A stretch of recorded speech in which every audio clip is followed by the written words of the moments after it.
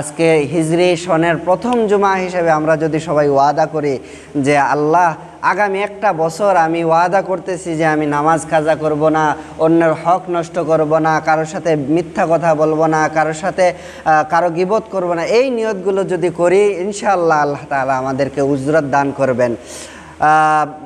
একটা কথা আছে যে নিয়াতুল মুমিনি খায়রুম মিন আমালিহি, মুমিন ব্যক্তির নিয়ত তার আমল থেকে উত্তম। যদিও এটি প্রবাদ, তবে অনেক কোরআন এবং হাদিসের কথার সাথে এর মিল আছে। রাসূলুল্লাহ সাল্লাল্লাহু আলাইহি ওয়াসাল্লামের কাছে আল্লাহ তাআলা ওহী পাঠালেন পূর্ববর্তী কিছু উম্মতের কথা বর্ণনা করে। আল্লাহ তাআলা বলছেন, ওয়ামা উমিরু ইল্লা লিয়াবুদুল্লাহা মুখলিসিনা লাহুদ্দিন, তাদেরকে আদেশ করা হয়েছিল যে তারা যেন একনিষ্ঠভাবে আল্লাহ তাআলার ইবাদত করে। তো একনিষ্ঠভাবে যখন আল্লাহ তাআলার ইবাদতের প্রতি মানুষ ঝুঁকে যায়, তখন আল্লাহ তাআলা এর বরকত অনেক বেশি বাড়িয়ে দেন।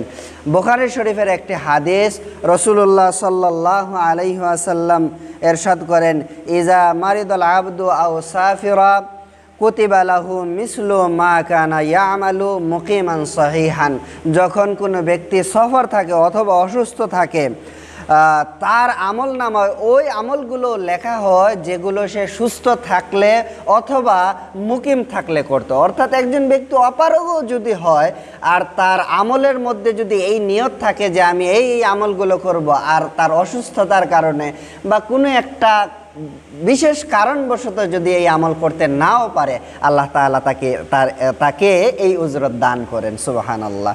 এর জন্য নিয়ত পাকাপোক্ত করে নিলে আল্লাহ তাআলা এর জন্য আমাদেরকেও বরকত দিবেন।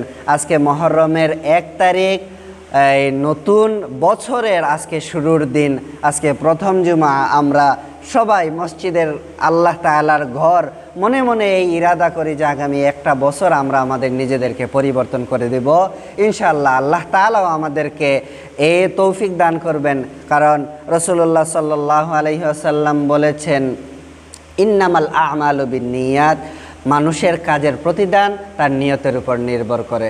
হাসরের ময়দানে এমন অনেক আমল বান্দারা তাদের আমলনামায় দেখতে পারবে যেগুলো সে করেই নাই। আল্লাহ তাআলাকে যখন তারা প্রশ্ন করবে, আল্লাহ আমরা তো এই ইবাদতগুলা করি নাই, আমাদের আমলনামায় এগুলো আসলো কোথা থেকে? আমি সারমর্মটা বলছি, আসলো কোথা থেকে?